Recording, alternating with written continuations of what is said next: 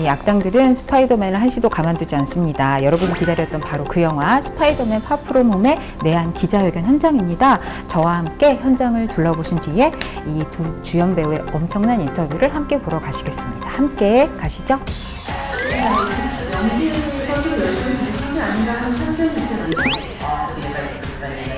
This tops pretty much it.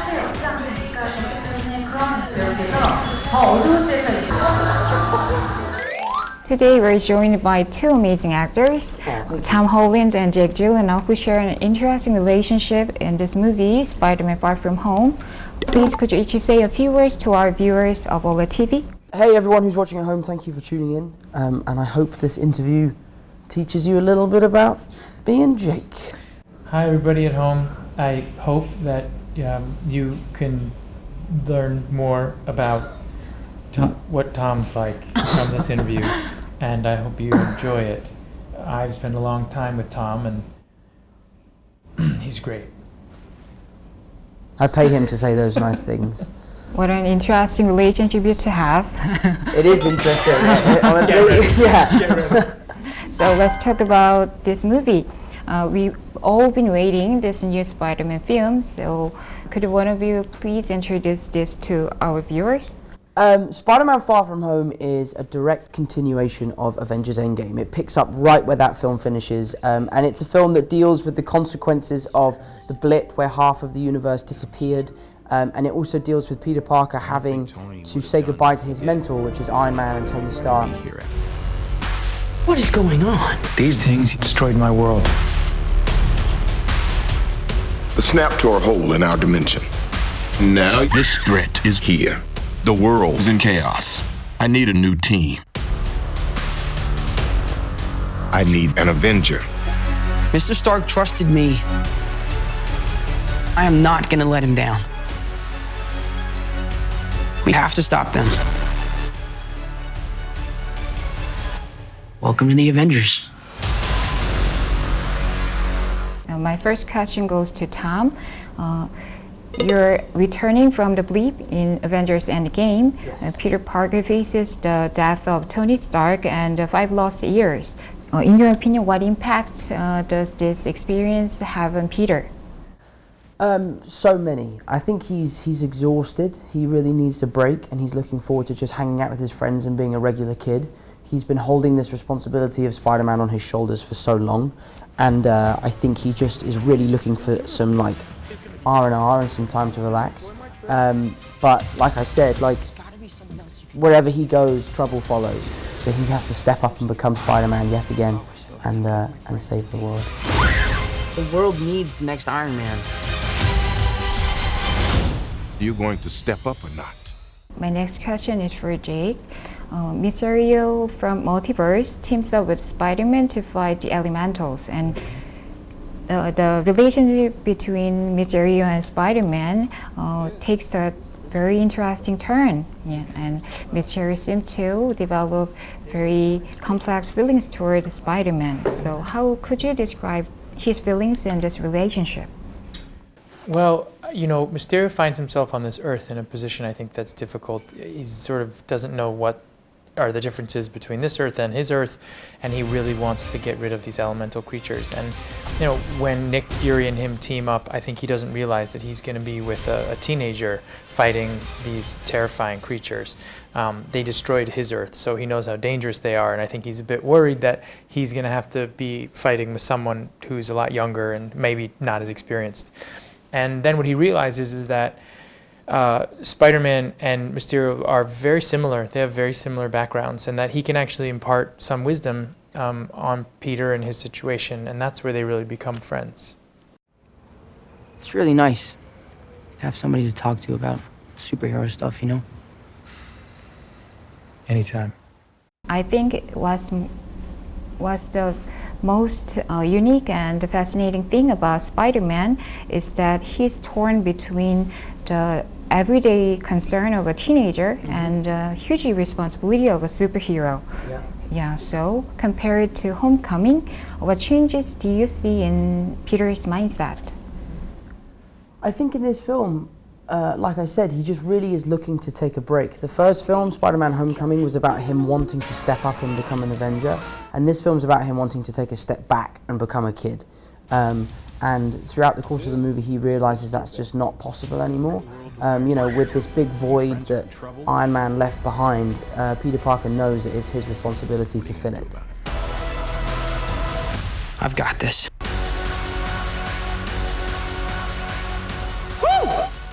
I think you too must deal with the similar concerns yourselves, trying to balance the lives of a worldwide film star and being the ordinary person, ordinary human beings. So what do you each think of that?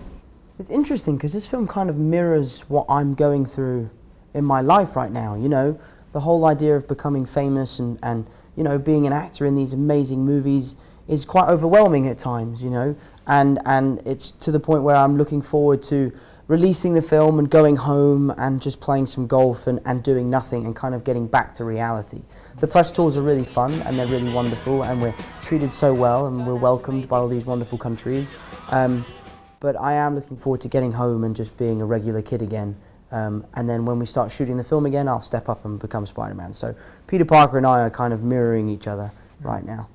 Well, I think that's what makes Marvel movies, and particularly Spider-Man with Marvel and Sony, so powerful and so good, is that, you know, a lot of the characters share similar traits with the actors who play them, and vice versa.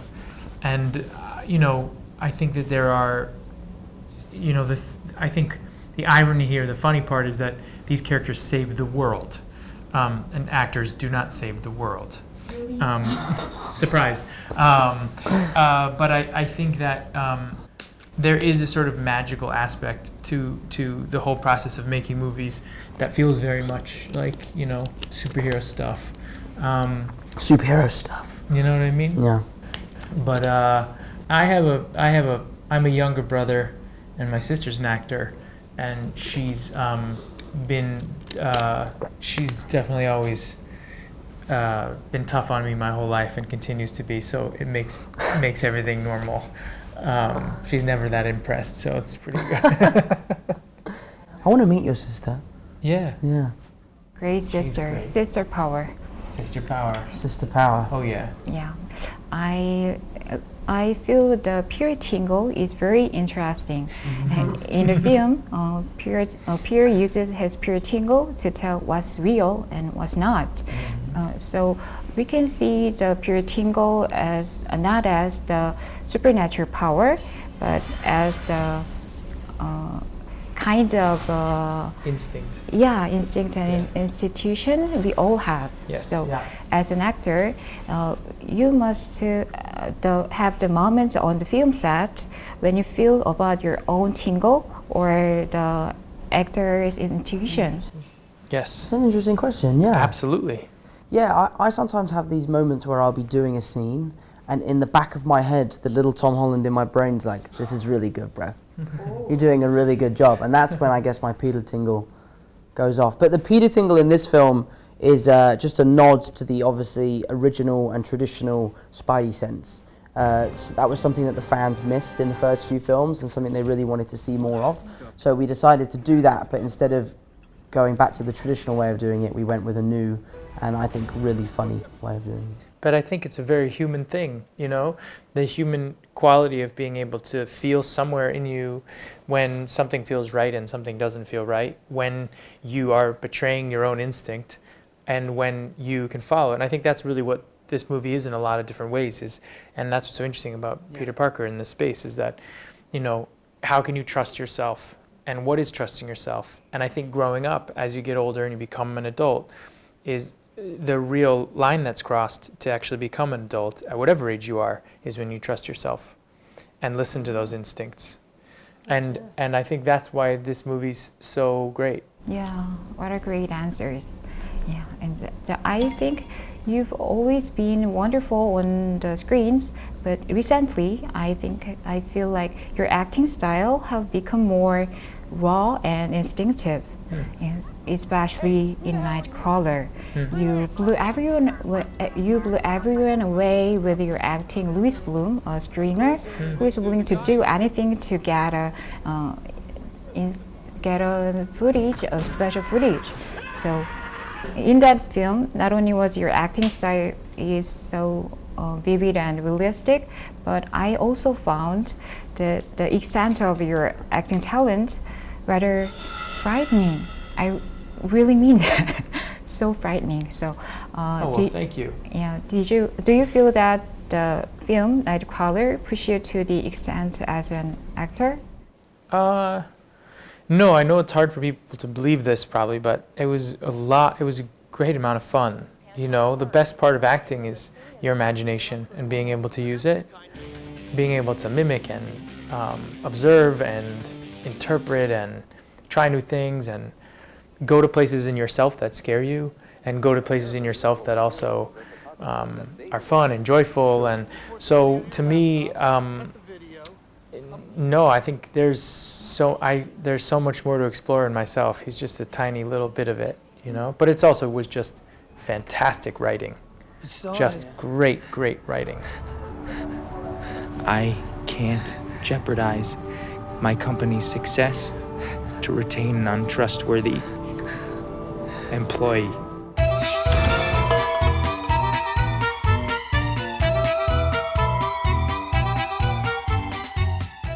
So before you say goodbye, could you?